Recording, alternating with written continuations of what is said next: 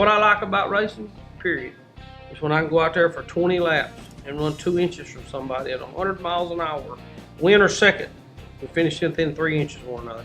It's the most thrilling thing you'll ever do in your life. That's what racing's about. That's what you want to do. When you climb out of the car, you've done the best that you could physically do. That's why I race. My name's Steve Ward. On the race car circuit, they call me Steve Rebel Ward. Most race car drivers, if you talk about me up north, they'll say, Ward got everything he had in his car out of his car. You're only going to go as fast as the car will allow you to go. And when I climb out of the car tonight, I want to know I got everything out of that car that the car had to offer. Whether I won, lose, second, third, fourth, even 20th.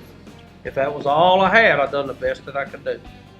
I love it. I love it. I love it. I'm 57 years old, still out here doing it like I'm 18. Can't do it as long, but I'm still doing it.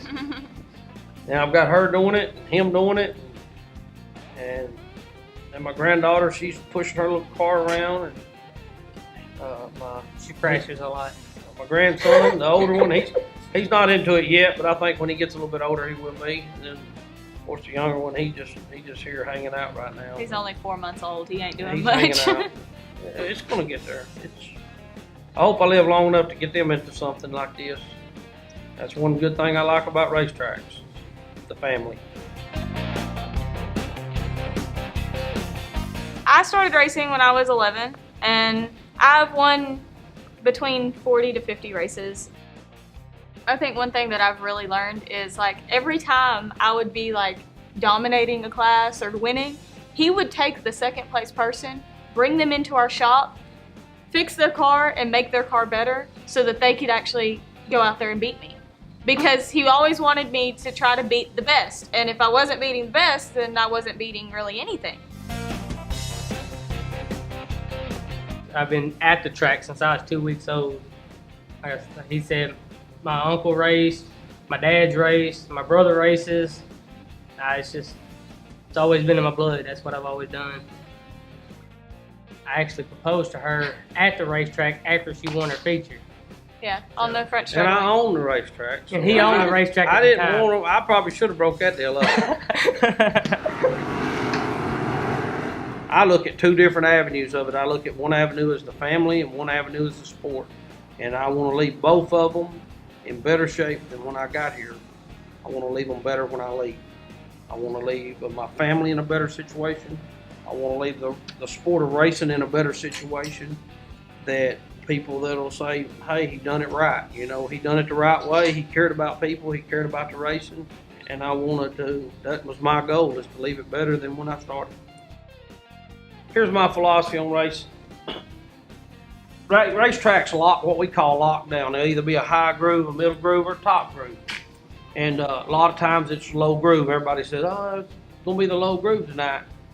My philosophy, if you start 10th and there's 9 cars in front of you and everyone's a good race car driver, they all know it's going to be a low groove. So what are you going to do, wreck them to get by them? So my philosophy is to make my car drive all over the racetrack, so that when somebody picks their place to run, I can pick the other place and go around them. And that's what you think about. You think about all night how you got to move the car around. Her grandpa told me one of the best things that ever helped me. Quit racing the other car beside you and race the track. Instead of racing the car beside you, race where your car wants to be on the track. Get all you can get out of your car, but don't try to push it too far. I've gotten a lot faster ever since.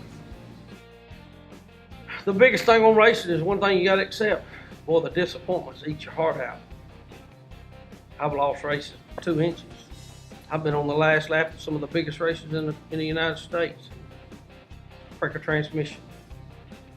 You just never know. Or pull off on the white flag lap. Or mess up, be arrogant, pull off on the white flag lap. Think you won. Yeah. Think you won. Wave it, everybody. Boy, what a dummy.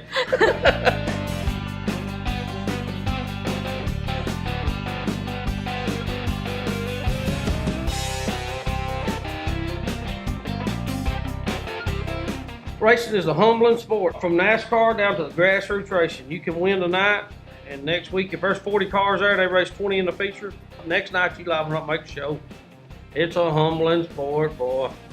It changes people's lives. Racing changes people's lives.